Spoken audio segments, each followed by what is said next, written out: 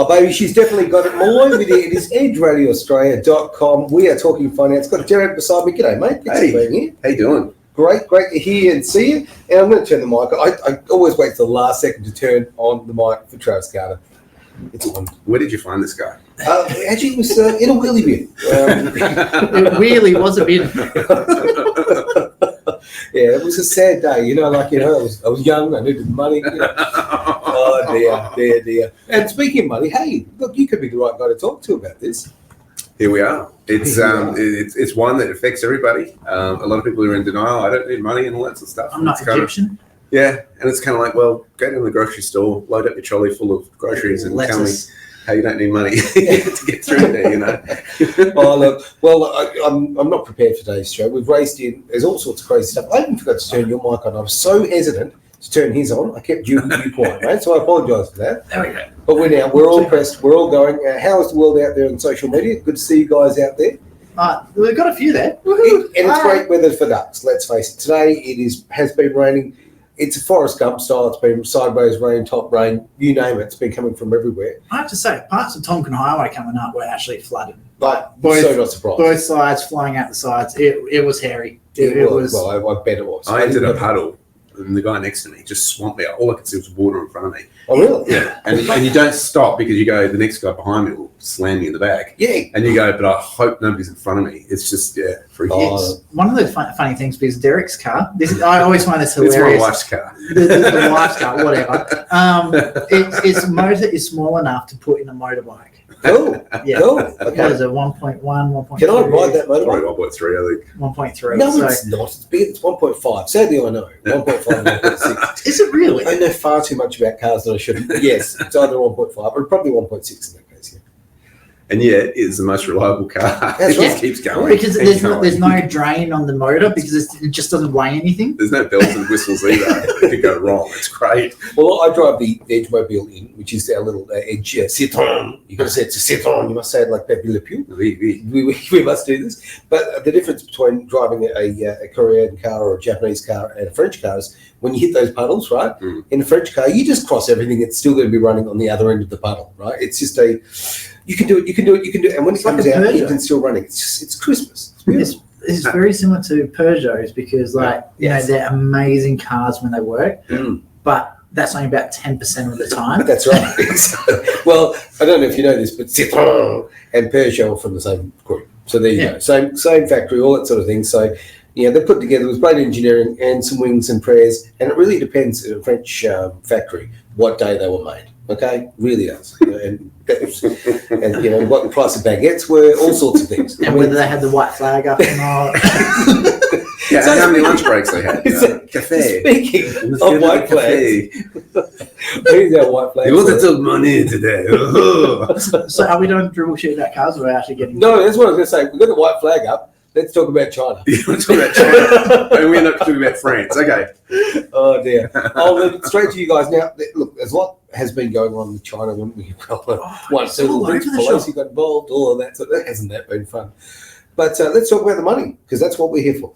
Well, if you haven't noticed, there's this company called Evergrande, and it's in a lot of trouble. It has a debt of about $300 billion worth of debt. So if you thought you had money problems, well, guess what? You know what's really... It could be worse. Hang on. Just to put this into perspective, right? How much is Australia's gross debt? Isn't it like 1.2 trillion or something? Yeah.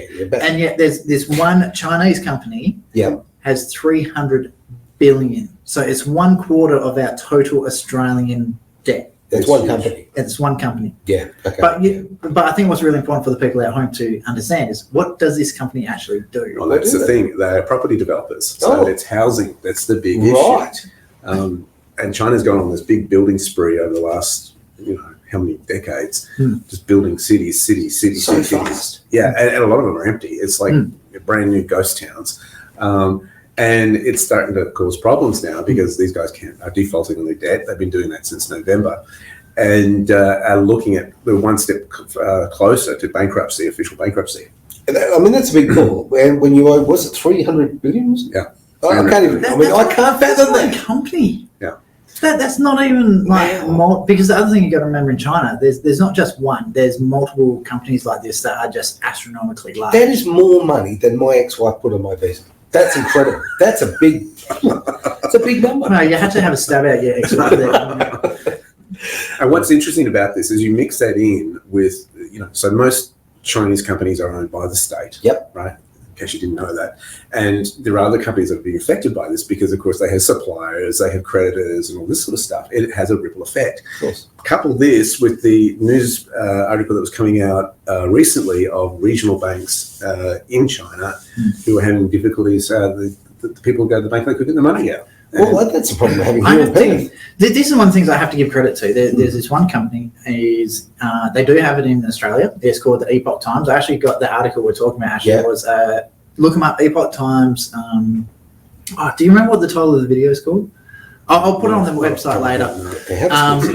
They've done this really, really cool article on it. But the thing I find really fascinating, especially when you start talking about newspapers and articles and all that sort of stuff, you go have a look at the Australian Financial Review and all that sort of stuff, and they're like, oh, China's great. Oh, this is fantastic, happy days. By the way, welcome to the stream, Josh.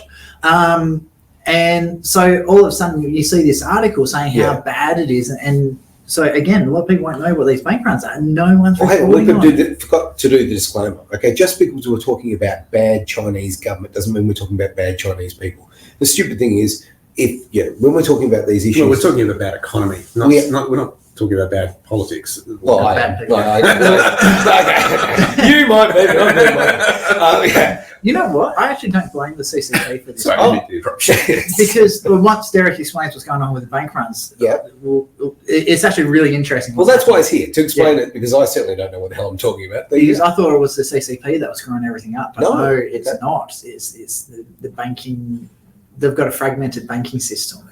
Chinese banking system is very different. I mean, you remember that their population is so much bigger than what we have here in Australia. No comparison. They're massive, right? And a lot of the different banks are in different regional areas. Now, I haven't done a lot of study that's going to be upfront about that. Right. But the rules around banking are different, particularly when it comes to property, that they have to start paying a developer from the go in terms of the mortgage payments, as opposed to here in Australia, there's this time when you get it and then you occupy it and the settlement happens, etc., etc. Okay. So they're paying during the development phase on interest, these people. But you have to pay, when you build a house here, though, you've got to pay it's progress progress, exactly. It's staggered. So if you own the land, Yep. you pay for the land. You don't pay for the building. Sure. They put the slab down, you pay for the slab as well. And then slowly your payments go up until you actually move in. In China, it's not that way.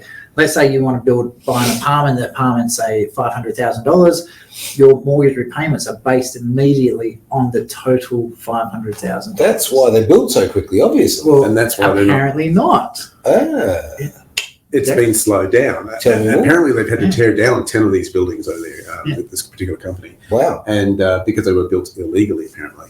I mean, the difficult thing in all of this is it's very hard to get information out of China because it's communist and because they culturally don't like to lose face in the world's so true. Economic thing. So discerning what is actually happening and what is being reported are two different separation. And you've always got to have that filter in mind when you see stuff, what's happening on social media versus what's happening in the official mainstream news. But yes, when a bank freezes your funds, that's for a family, that's a very serious place to be in because, and no bank wants this, right? Even in the Western world here, they hate a run on the bank, which is where everybody decides we want to cash out now because they don't have the cash in their vaults that makes sense. right at that time. And so it's a nightmare for the banking system. I mean, look, back in with the Great Depression, the big run on the banks in the late 20s, I mean, that caused absolutely catastrophic issues. And you think about that, I mean, that was a whole different world 100 years ago, effectively, where now we are so reliant on the banks for everything. Let's face it, our entire process of anything, any purchase that we do. So I can imagine just what a run on the banks now, what kind of issues it would cause. Huge, absolutely huge. Because I mean, you can't pay your rent, you can't pay your mortgage, you can't pay your groceries. And this is the whole system is so fragile. The whole financial system is incredibly fragile, and this is the opposite image of a lot of investment firms, and that they actually project. We're safe and we're secure if you invest with us. And you actually look at it. I mean, electricity goes down, right? The other day here in Perth. Well, they couldn't fly anybody in and out of Perth Airport. Right? And it's like this. It's become so electronic now, transmitted by light. If your ATM's shut down, you can't get cash out of the ATM. Yeah, well, hang on, if you can find an ATM, let's be honest. Right? Well, how else are you going to pay for it? Are you going to do your Visa card or whatever, your It credit doesn't card? work, yeah, Doesn't absolutely. I had an interesting thing, and this is a side note, but it's about your money kind of situation, is superannuation. I actually contacted my super fund recently, and cut a long story short, they don't even exist anymore, and they've sold the thing on and on and on. And I'm trying to find it. I'm thinking, hang on, like this is supposed to be my money that's so secure.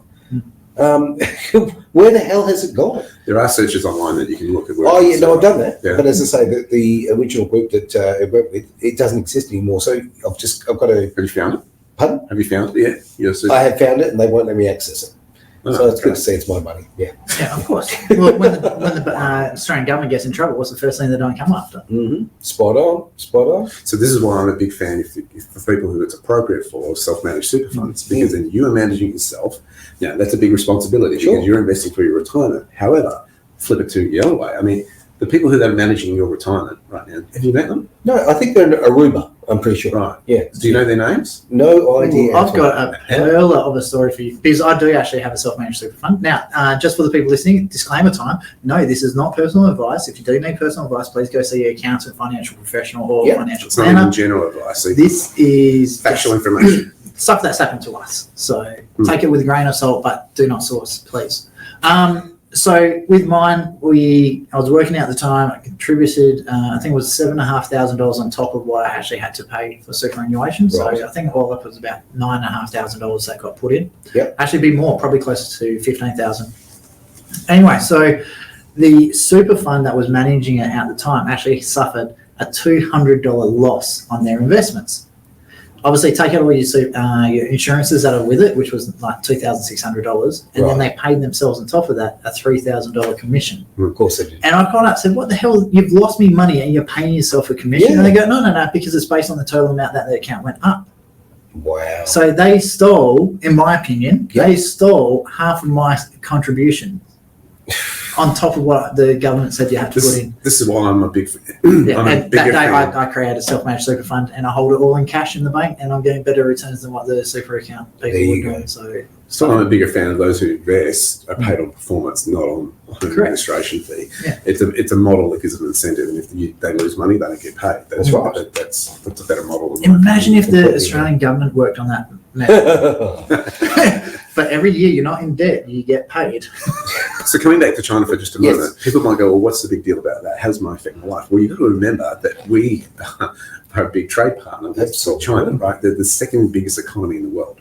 So when America sneezes, the world feels it. It's the biggest economy, right? Yep. China is becoming a bigger influence, obviously, in the Asian regions, etc. Yeah. And I'm not even talking politics, I'm just talking economics. Sure. When you couple that with, who do we sell most of our iron ore to? China. They're our biggest buyer of that. So when you mix that in with tensions in politics, it becomes very interesting because you trickle down the chain of companies that employ people to actually work to dig out the iron ore out of the ground, the mining industry, et cetera, it affects a lot of people when you've got these kind of things going on, when your big company like Evergrande is facing these financial difficulties. Now, the thing I want to bring up, and it's really good because you were talking about Evergrande, a lot of people actually don't realize one of the leading contributing factors to the global financial crisis. So in America at the time, they were doing 0% mortgages. I think it was 5 years. So what was happening is the government said, right, we'll try this out for young professionals, police, nurses, or anyone who's just finished university. Sure. You can get your first mortgage, 0% interest up front for 5 years. We'll capitalize mortgage. You pay it out after the 5 year period. So by that stage, you're now well established in the career. You've generally had a few pay rises and you're now going up into the upper thresholds for income. Fantastic, worked an absolute treat. So I think it was George W. Bush Jr. at the time authorized it to be open ladder.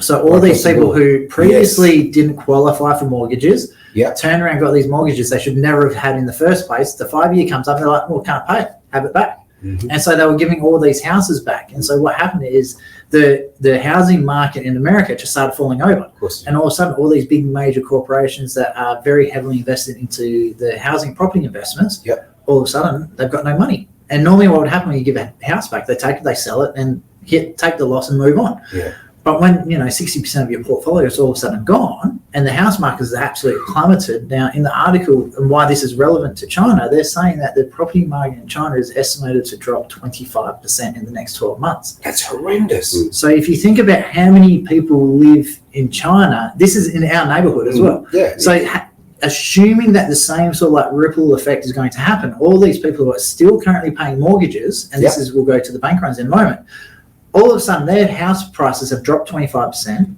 You've got all these people around saying, no, we're not paying that, have the house back. We don't want it. They've all defaulted on their loans. So why would they be paying for a house that's like let's say it's a $500,000 house, but the house is only worth $350,000. Exactly right. So you'd be stupid to pay it. So all of a sudden, the people who are the good mortgage payers start handing their houses back as well, saying, no, I'm not paying for it. Why? It's not helping me financially in any way.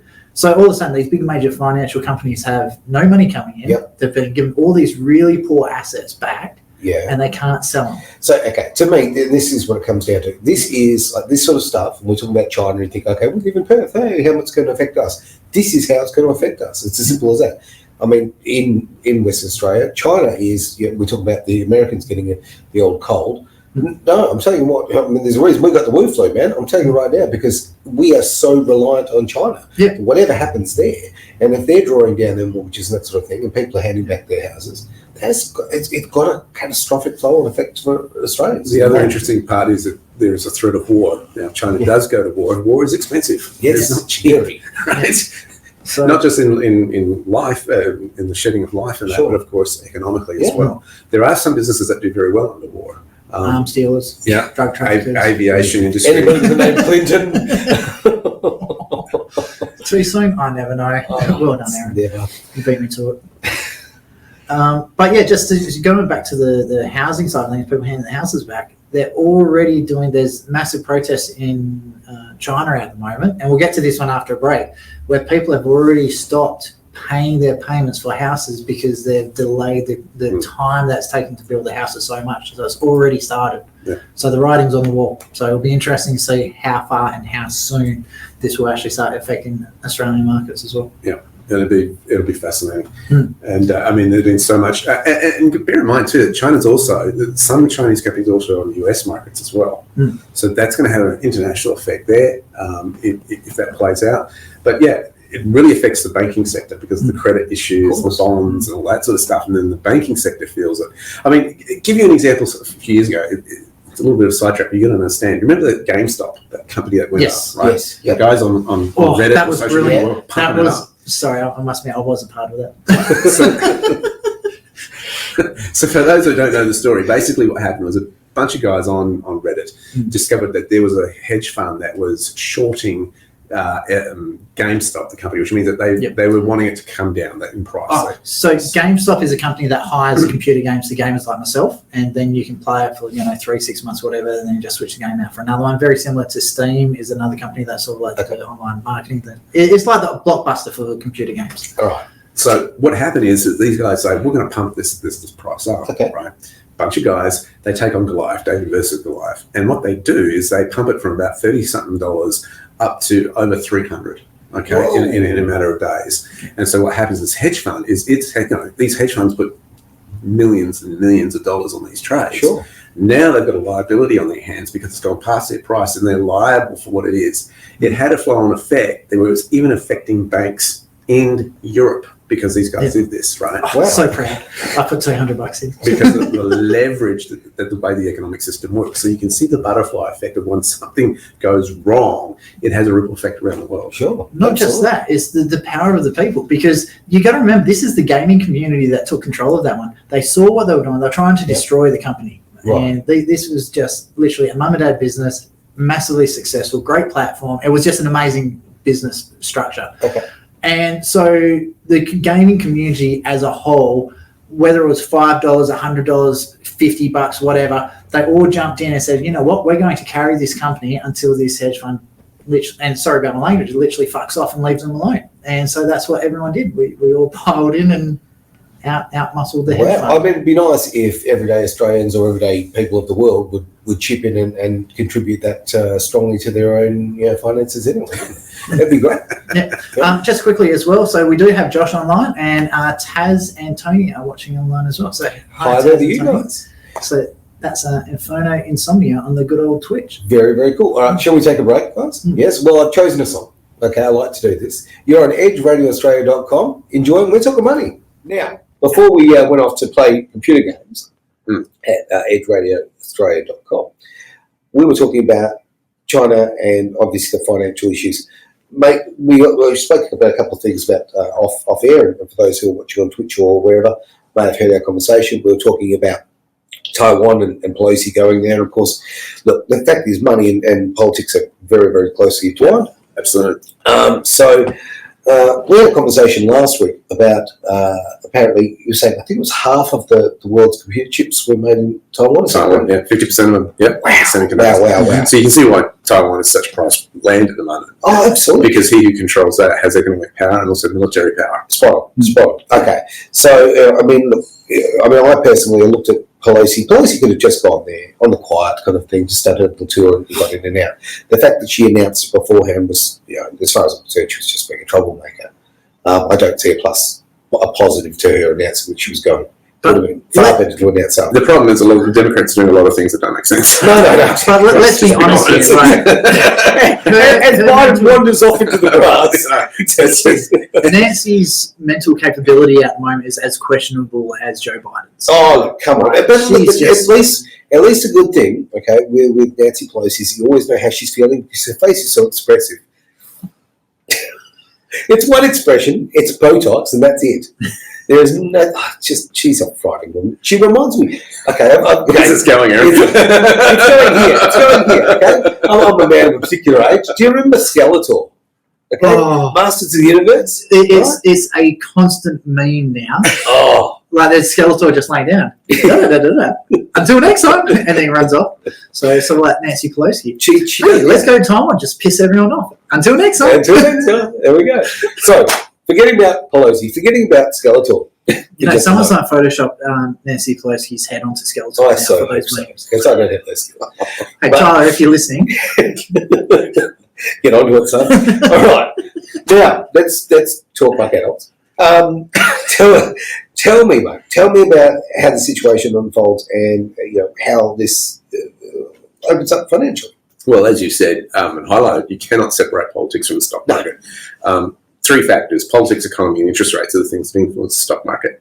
So we're always looking at information in terms of the game of politics. There is also so much politics going on with China, Australia, United States, everywhere. Yep. And I think from an Australian perspective, it kind of really started when, there was a question on, we need to look at where this Wuhan virus how it actually happened. And that led to all these sanctions going on and tit for tat politics. And basically, we're going to put a tariff on this. Well, if you're going to do that, we're going to put a tariff on this. So there's all that going on. Right. And I think what's starting to dawn, and I hope, whether it's actually actioned or not, but I think it's Australians started to think, you know what, we're over-reliant on this trading partner. We have got to start looking either at other trading partners, and then you saw the Prime Minister at that time, Scott Morrison, go over to Boris. They're doing deals, and Boris is on there doing videos of, hey, we want to buy your Tim Tams and all this sort of stuff. This kind of thing. It's a little bit sad that the number one thing that we export, that we produce, is Tim Tams. We've got one of the biggest iron ore resources in Australia: uranium, nickel, gold, diamonds, and yet we export Tim Tams. It's coal or chalky biggies. I mean, come on, really, mate. I like a Tim Tam once in a while. Yeah. As long as you've got the coffee to go with it, like one corner. Have you chewed iron ore lately, Travis? I mean, come on. I just chewed it and tried to turn it to a diamond. It has a steely taste about it. So, you can tell the dad's in there. So anyway, look, I mean, that's the situation we're looking at, all that kind of argy-bargy about trade agreements, et cetera, et cetera. And I think I'm a big fan of producing your own thing and looking at trade stuff as a bonus. I mean, it baffles me how much we ship our dirt offshore and don't refine it in our own country. You always look at your own life and you look at my thing when it comes to steel, BHP Steel. I used to be in the motorsport game for a long, long time. Obviously got to build roll cages, fabrication, that sort of carry on. I used to pop down the old, Mine and 10 used to have I steel shops. literally go straight to BHP in Moree. And it was made in Australia. Wow, that shows how old you are. Well, I get my horse and cart and I go. But I get there. But the thing is, it was all quality steel, and it was all Blue Scope steel. Pardon? Blue Scope steel. Well, it was just before they actually called it Blue Scope, but that was the changeover period. And I think, and I could be wrong, might be pulling this out of my butt, but I think that was kind of the period where it kind of started changing. When I went to Blue Scope, I think there was a lot of export stuff on the whole bit. I also know like a lot of, like it upsets me when it is, okay, I'm going to use another example about West Australian stuff. Furniture, okay? West Australia used to have an incredible furniture industry because with Jarrah, Marri, all that sort of gorgeous stuff, right? If you're going to make frames out of anything back in the day, Jarrah was the go. Now, okay, you can jump up and down, you can be whatever you want to say about the old growth forest. Look, I think totally separate issue. We could talk about that another day. But talking about finances here, that industry was really important to WA. Now, that industry got absolutely killed here in WA because of legislation about old growth forests. But strangely, you know what? They still cut down the trees because what happened instead is instead of making that furniture here, they would send the Jarrah, send the Marri to China, or manufacture it and then send it back, literally send it back. It's ridiculous. And all those jobs and all those apprentices, and you got to think about young people here, right? I'm telling you, it's a big deal. And skills, craftsmanship. Absolutely. You know, been lost. It has all been lost. And it used to be such an important industry. And from a financial point of view, you're sending that money overseas, right? And if you want to send that money overseas, great, if it makes your toaster cheaper, all that sort of carry on. If you can buy a sandwich maker from Kmart for $7.50, whoopie-doo. I'd rather pay $30 for my sandwich maker, thanks very much, have it knowing that it's going to last years and years, and know that that money has gone to perhaps a family, their children having jobs, right? So farming it all off drives me nuts, but hopefully this will be the great change. There's a balance. I mean, there's some things you can't get in Australia, which have to be done overseas. And if you look at primary production, some things will not grow in our climate. If you want that in your country, you're going to have to import it. So there are those kind of exceptions and I think those are the balances that you've got to get there. But I think there's a bit of a wake-up going, you know what, we need to be a bit more sovereign. We need to be less dependent on overseas importation of stuff. It's been interesting for me. I've had a client who imports a lot of goods from China in my business and that sort of stuff. And with the whole disruption that happened with the chain supplies, it was a real concern for his business. It was taking ages just to get product over that he could sell and do that. And I think the smart business owners have forecast that and have had the cash have reinvested and get more product in to do so. Well, it's but funny again, you said that. if we did that locally, it wouldn't be such a big issue, because you're not crossing so many borders and seas. A friend of mine runs a flooring business. All his wood used to come from China. The moment COVID started coming out, he foresaw the supply chain issues. Straight away, he reached out to Vietnamese producers, and now he imports both from, I think he's totally cut off China now because they were just too slow. Now 100% of all the timbers that he brings in to make his flooring out of all comes from Vietnam. So you've got to look at a lot of sources. A lot of people, and now he's also talking to other countries as well because he goes through an insane amount of flooring. And so straight away, the moment he saw the problems coming, you got to be flexible. First of all, you got to be fast. You've got to be proactive. You can't just sit there and wait for the changes to come to you. You've got to get off your. I reckon it took 3 months to sort it out. The biggest issue that we've had and why we import is because it's cheaper to do so than to produce it. And that's been the big thing. And I think the whole COVID thing has woken businesses up and going, well, hang on a second. We can't just rely. Those supply chains are actually fragile. They're a lot more fragile. And if there are certain products that you actually rely upon to be importing, like let's say there's something like a heart machine. Let's say a heart machine for hospitals is produced overseas. Hang on. Say heart again. Heart. What's the deal? Heart machine. I'm half, Full sounded Canadian, eh? Let's get some back on the Well, I'm half American, half Australian. There you go. Close enough. Half and half. So now I lost my train of thought. What was getting heart machines into the country? If heart machines are not produced right, heart monitors and lab not produced in Australia, and suddenly your chain supplies are gone from that country and you're relying on them to do that, and there's a political thing that comes up, and they say, well, we're not going to send them to you anymore. What we do, we're going to really hike up the prices and this sort of stuff. You've got some real problems. And you hit the nail on the head there, especially with what's happening in China at the moment. If their property market does drop 25%, people start handing back their houses, the building industry goes down, the banking industry goes down, the real estate industry goes down, all these industries go down, China's still got to make their money back somehow. Yeah. So they don't jack up the prices of everything that they export, or the But they tariffs have. that go in. They have. They'll go even further. So what happens is all these $7.50 toasters and all that they used to get will all of a sudden start paying $13, $14, $17. So everything's going to go up. So what happens in China is extremely important to Australia because of it's going to have such a harsh impact on our everyday living. Well, look, China's gone through this period where, and I don't know the details, but let's face it, they went from a period where they had so many people living rural lifestyles in what we would abject call poverty for such a long time. They're a third world country. Absolutely. And then they've shifted all of these people into the middle class so fast, like an acceleration like nothing that's ever been done before. So this is not going to happen without some hurdles, let's face it. And obviously some policy changes and all kind of thing.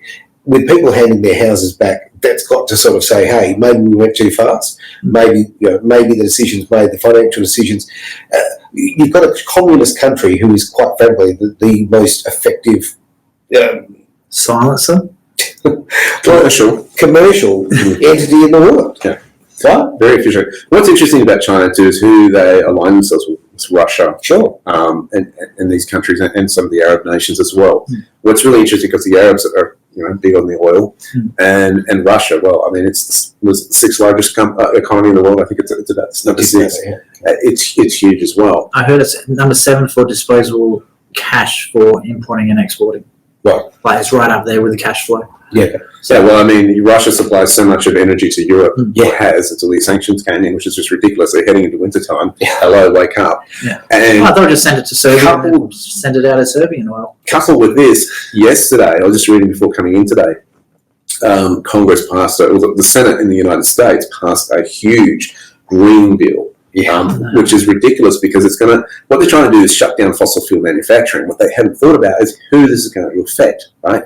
If you stop mining coal, people freeze. Yeah. Right? And they haven't thought through. Poor people freeze. Okay, let's clarify that. Like, that's like the idiots, one of the politicians in life who I hate the most, Merkel, all right? One absolutely toxic, half-witted woman that went out there and with her selling the green agenda, all that sort of carry on, put Germany in such a position where they were completely dependent on that oil and gas coming from Ukraine and USSR, Russia. Okay, but I am showing my age, USSR. I was around when the USSR. Yeah. So was Billy Joel. But point being is that they made that dependence. Now the reality is those who are in these positions of power, those who are in the higher parts of society financially, they're not affected by it because they can afford to keep themselves warm. It's like in India at the moment, people are literally, they are burning coal inside their houses. Very toxic, very bad for them, but they have to keep warm. I mean, India is a very hot place, but it's still got coldness in the winter, right? This is about the very poorest of society, and a lot of these decisions are made with no consideration for that. So it's caring about the elite and it's not caring about the others. So look. Would I love a wonderful world where we had these wonderful renewables and they were fantastic and we all had the power that we needed, it all wouldn't be great, it didn't hurt the environment? Yeah, that'd be great. But if you're going to have literally hundreds of thousands of millions of people who are dying or freezing because of it, makes no sense. Well, there are ways to do it cleaner. Yeah, right? And that is even in the coal industry. Power plants aren't that bad. They've got that many scrubbers and all that. And coal, like CO2, is a trace element. It's that minor in the atmosphere. But you see the extreme of it going when they say, right, you farmers, you're going to have to cull your herd of cows because their farting is disrupting the environment. That is the extreme. It's like, well, hello, if you start doing that, have you thought about what you're going to eat? Well, let's eat crickets. Let's get celebrities. Well, hang on. Right now at a BP service station here in Perth, you can buy crickets. Yeah. Get out of here, right? Yeah. No way in the world. This irritates the shit out of me because they're saying that cows emit more methane gas and toxic fumes than a car. All right, you spend the night with a car running, and I'll spend the night with a cow, and we'll talk about it in the morning. I guarantee you, I'll walk out, you will not. But the thing is, they're turning around and saying that cows fart more now. Okay, so how many cows? There's millions and millions of cows. Before we started farming cows, how many buffalo, how many bisons, how many oxen were in the nature Naturally. I'll call you up. They don't No, fire. I'll call you up on this one. Oh, The fact of the matter is, no. The fact of the matter is, okay, because of the explosion of desire for meat and for leather, right? They've literally just raised a hell of a lot more cows. So yes, we have more cows on the earth than we've ever had. Or not just cows, buffaloes, anything, right? Yeah. So that is true, okay? But it's also utter bullshit when you can Get it? Bullshit? Because I'm here till Thursday, try the veal. All right, Shrek. Because, okay, we're still talking about, these massive industries pumping so much CO2, and we're going to make CO2 the issue here, which it's not, that's not the point. But, all of these other industries who are polluting. You know what? Cow flatulence is not the issue, okay? It is simple as that. There's a That very is easy way. to a whole new level. There's an easy way to solve the cow flatulence problem. Just go put a sparkler behind the cow's ass, and every time it farts, I have a blue flame coming out of its ass. It would be just hilarious. So, and then methane's no longer a problem. Or maybe change the cow's diet. I mean, maybe that's what it is. I think they eat too many veggies. Oh, We start going growing lamb. You have hit the Lamb eating cows. You know what's wrong with you? Perfect. Too many bloody vegans. That's what it is. Cows are vegans, right? All that methane, look where it's coming from. Just saying, right? You don't boom after a good, satisfying steak. That's all I'm saying. We were talking finance and food and all that sort of stuff. And let's be honest, Chinese do make some amazing food. So especially in the rural areas. Now, going back to what we were talking about before, and this is a great segue going from rural area food to rural banking. So in China, they have a fragmented banking system. So in Australia, we've got the 4 big banks and you've got a few others lingering around the outside.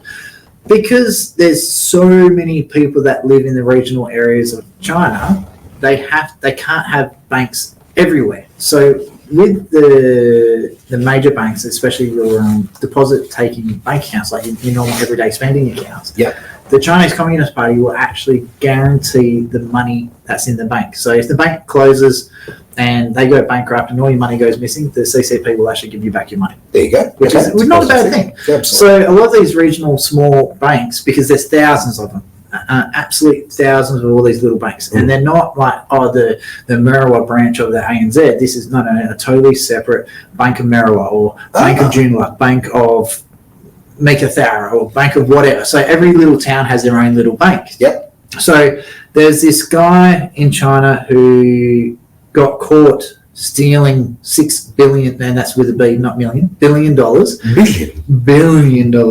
He took everyone's deposits and got the hell out of there.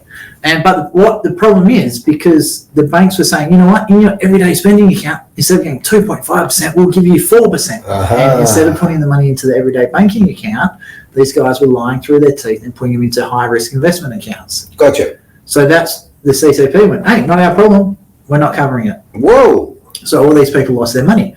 So all the regional people in the regional areas, so the mum, dads, the farmers, and the tradespeople and all that sort of stuff started going, hey, where's my money? And so they've started protesting. So this is a really good, interesting difference of Australia to China, because a lot of people started putting this up on social media and having protests and all that sort of stuff. So if you thought censorship was bad here, that's been totally blocked over in China. So no one knows about it. Is that right? What's happened is to quell these protests in Australia, we send in the riot police. Okay. Which we probably shouldn't have to, but that's what they do. You know what they send in China? What? Tanks. Yeah, well, Tiananmen Square, just saying, hey. Notice how none of that is getting onto the media, the news? There's all these videos. China experimented in issuing a cryptocurrency that was issued by the government. That's not go to shit very fast. That is concerning, because I don't like the whole idea of governments putting their own cryptocurrency in their own crypto wallet, because they can just as easily take it out as put it in, just as a keystroke. But that's an interesting experiment that's going on, especially when you mix it in with social credits and all this sort of stuff, in terms of how you be a good citizen and you have to behave in a certain way to have that funds issued to you. That's the big concern. I think I think things are unraveling in terms of people's liberties and that sort of stuff. There's something about the human heart that wants to be free. And we keep coming back to that in society. We've seen that here in Australia. We've seen that through history. You go to the American Revolution through to the whole crumbling of the European Empire, etc. in the 1800s, that humanity wants to be free. And I think you can only hold it down for so long until humanity goes. And what we're seeing right now is a kickback across the world saying, hey, with what freedoms I have, I'm kicking back now and I will fight for it, because it becomes, especially if you're a parent, it's not about you anymore, it's about the next generation. That's right. What I'm going to leave my kids. And I think this is a rising up. We're in an age where the truth is coming out. We're also in an age where we're seeing people fight for their rights. And I think we're going to see a big overhaul in terms of the finance markets. There's going to be a lot of turbulence leading up to it. But the exciting thing is I think there's going to be some incredible things that come out of it. Massive Once opportunities. the mess is cleared. Yeah, absolutely. Now, and this is a great chance right now, the old Great Reset, but this is a great chance to reset in a positive way. Really, really is. So, yeah. Well, there is that. It's the Great Reset versus the Great Awakening. Yeah. And I think the Great Awakening is going to win. Yeah. I think the ones that have tried to control and have a one world government is being exposed. They are desperate to hang on to that and to hold on to it. And I think they're discovering, well, this is unraveling very, very quickly. Funny enough, okay, of course we're not talking about politics at all today, but I was reading last night about good old Klaus Schwab, okay? Hamish Schwab. And it absolutely blows my mind. It does blow my mind. It's somebody who is professing to only have an income of 1 million a year. And don't get me wrong, okay, if no one wants to pay me 1 million a year, here's my address, right? But, okay, for someone who's got that level of control, okay, has got that position of power, all that sort of character, who's claiming to be on what is, relatively speaking, in that world, a very, very small income. I mean, honestly, can't we see through the bullshit? Honestly, it is ridiculous. And his background and all that sort of carry on. Everyone, I know we've got all conspiracy theories with that. But the fact of the matter is, okay, if something doesn't look right, if it sinks a little bit, normally it means that it's rotten to the core. And to me, the economic reform... Where there's smoke, there's fire. Exactly. So... And that's how I see it. Well, I have no issue with someone having money. I have no issue with someone having that. And I think we discussed this last week about the tall poppy syndrome that we have in our society. Right. We need to get past that. It's what you do with that. Well, that's the problem. Absolutely. So if you're out to control people and enslave people, and I'm not saying Schwab is, I'm not accusing anyone. Okay. But what I'm saying is you can either do it for good or for evil. Yeah. And what I think is occurring is that a lot of the elites have basically, it's got to their head, and it's become far deeper than we can imagine, where it's ultimate control, ultimate greed. Yeah. At the expense. When you start getting into really heavy stuff, that is, other humans are suffering, other fellow humanity, human beings are being put out, then you've got a huge problem. Righteousness has to reign, justice has to be served, vengeance has to occur. I'm dead against the tall poppy carry on. As far as I'm concerned, if people want to build personal wealth, good on them, right? Because, okay, as long as you want to have that wealth for freedom so that you can actually achieve that personal freedom or create a better opportunity for your children or whatever the case may be, or to help you contribute to society. Contribute to society, exactly that. That is a wonderful thing. So as human beings, we should not be trashing people who are trying to make a dollar, right? It's a wonderful thing for people to be successful. It's the reason you have a job. Damn right. Somebody's out putting a risk of their life and their family livelihood on the line for you to have employment. Exactly. The biggest thing that I just need to really stress on that, it's great to take the money you earn and give it away to help out society as a whole, but you've got to be smart where you put it. Oh, for sure. Like, do not give it to the Clinton Foundation. Do not give it to the Gates Foundation or whatever it is. Like, you have a look at all these places like World Health Organization, not World Health Organization. World Vision. World Vision, thank you very much. So it's something like 80% of all the money donated to World Vision actually goes to admin costs. That's right. And then you see all these pictures coming out of Africa and Asia and all these third world countries where there's kids starving. It's like, hang on, they've been donated hundreds and millions of dollars. How much is actually getting through? I've heard for some of them it's only 10 cents per every dollar. Like, there's astronomical amounts of money. We talk right here at home in Australia. Look at White Ribbon, okay, which went into effectively a receivership a couple of years ago, and the name has been rebought because they want to use it for marketing. But White Ribbon was supposed to be this organisation. It was a not-for-profit, and it's going to help domestic violence victims and all that sort of thing, and you can go through all those issues there. Do you know that the entire time that White Ribbon was operating, not one single cent, okay, that was donated got to victims of domestic violence? Not a cent. I wouldn't be surprised. Absolutely. And then they destroyed it, like pulled it down. Yep. Because they probably had a whole heap of lawsuits or something against them, and then they re-phoenixed it later on. That's right. There's a great model that I've come across in terms of the charitable thing. Not for profit sector has really changed in the last 10 years, and for the better in some sense, because it used to be somebody make their millions, billions, whatever it was, and at the end of their life go, you know what, I need to get some of this away to save my soul, and so I'll do some charitable work. Right. What's shifting now is that a lot of companies are actually doing charitable work. As I do, there's a shoe company in the United States. You buy a pair of shoes, they'll donate one to a third world country, and they do that, and you're getting millennials and that buying into that who love that kind of model.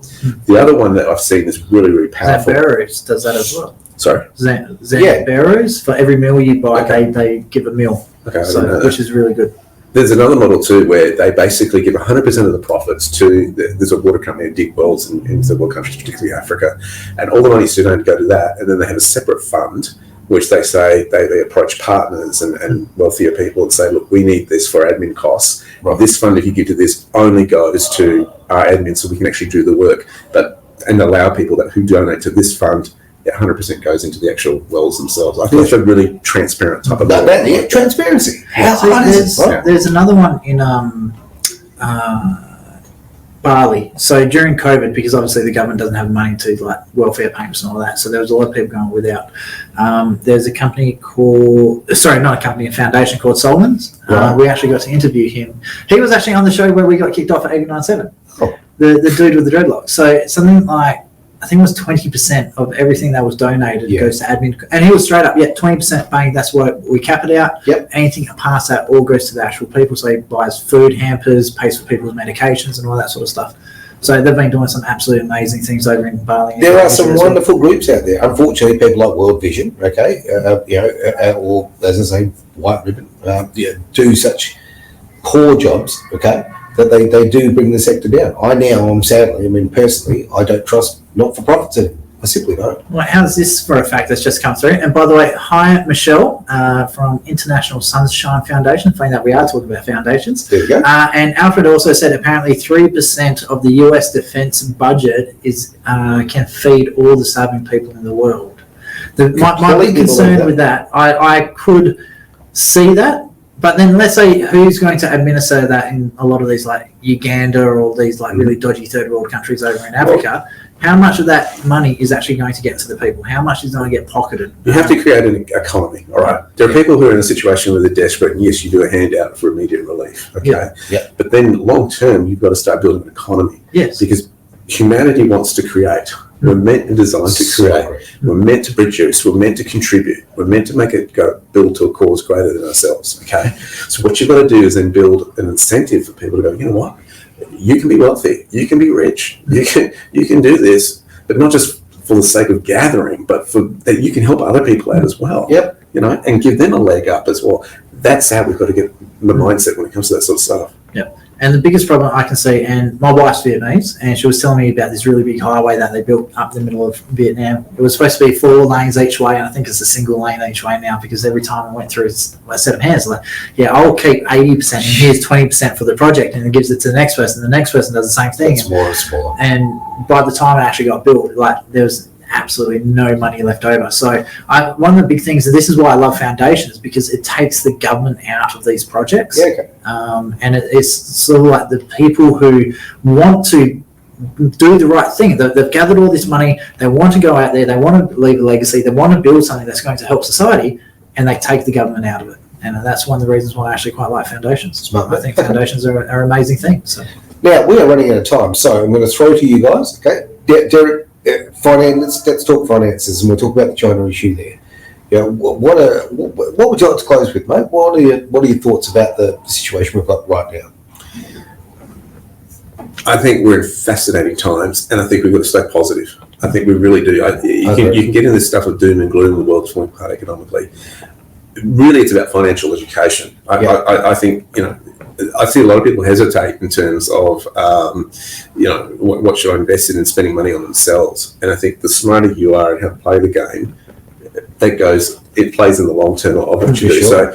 So, if you're there and you're worried about an economic crash and all that stuff, and you've got stocks in the stock market, well, you either pay for the advice to get it, or you educate yourself. Those are the two options you really are left with. And that's it. Do you know what? That's a pretty slick little segue there, because apparently we're doing something in that little I love how you say apparently. It was like one of your ideas and I totally forgot about it. Yeah. So yes, 22nd of September. Yep.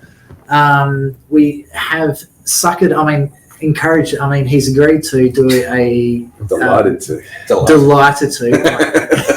He doesn't understand our organising abilities yet. Apparently we are doing a webinar. We are. On the 22nd. Have we set a time yet? Yes, during the day. So what it is basic financial knowledge.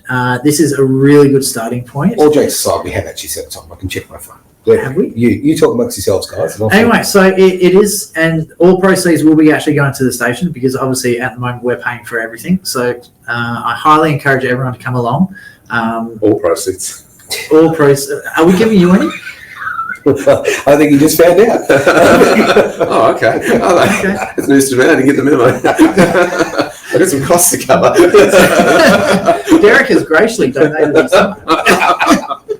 And it'll all be happening on the 22nd of September at 6 o'clock. You were talking about full transparency a moment ago. I'm going, okay.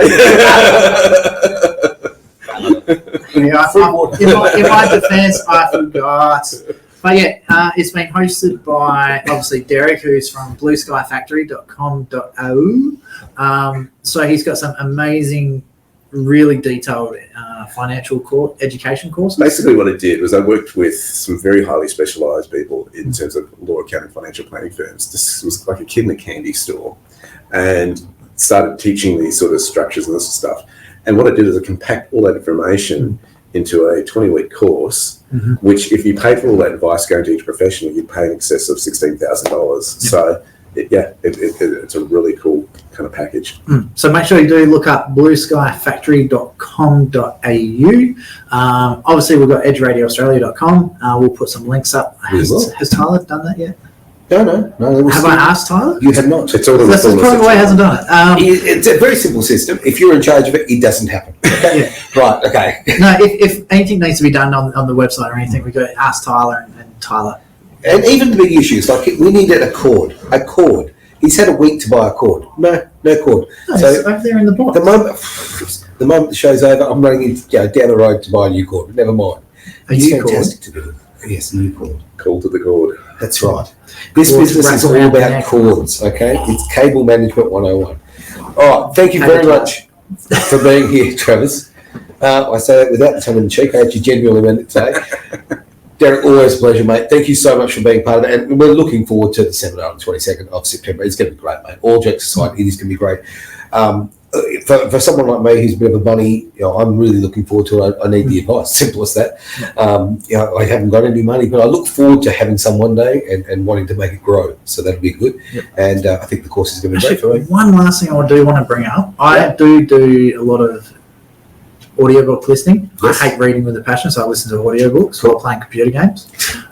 So a couple of books that I found that were really, really helpful to get my mindset around finance, because it's not so much how to spend your money, it's understanding what your money is actually going to do. Okay. Think and Grow Rich by Napoleon Hill I found was absolutely amazing. Right.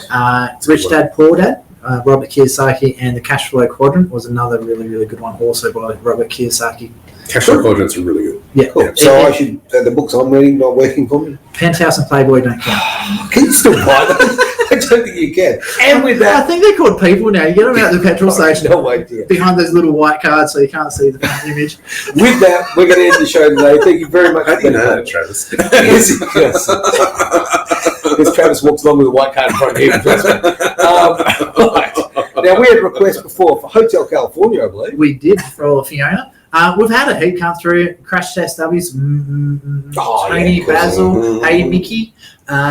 We've also had Scotch Rocks, and we had Led Zeppelin, Kashmir, and Mumbo number 1. Number 1? I thought it was number 5. It's number 5. Okay. Well, I'm just reading. This must be like the Star Wars thing. Maybe Alfred said Mumbo number 1. Okay, that's cool. Well, I'm going to transfer to the other studio. That's not the Rule 34 on Mumbo number 1. Not Mumbo number 5. But I'm going to go to the other studio very soon. Thank you all for being part of today's show. We're going to hit the music, though. I've got a song in there for Gus as well. We're going to have some Jimmy Barnes coming your way really soon. Thank you very much for being part of it. EdgeRadioAustralia.com. tell your friends, all right? Tell them nice things. Don't tell them the truth. Tell them nice things. Get on board with us. We are very much a freedom network, and we want to get information out there that's going to make your life better. And we want to also very much support West Australia and Australian talent. Simple as that. Have a wonderful time. Keep your requests coming in. I'll even give you a text subscribe, and follow. You could do that too. And don't eat any crickets. Yes, keep your crickets to yourself, right? If you want to send through a text request, you can go to 0409 20928 205. I missed a number, 0409 205 928. That's 0409 Peugeot 205 Porsche 928, just so you know. Are we ready? Can we call it? Can we call the show now, mate? Yeah. It has been a fantastic talking money here. Thanks very much. We're going to California now. Thanks very much. Hotel and You've lost your line, haven't I've you? completely AustraliaAustralia.com. Have a great day.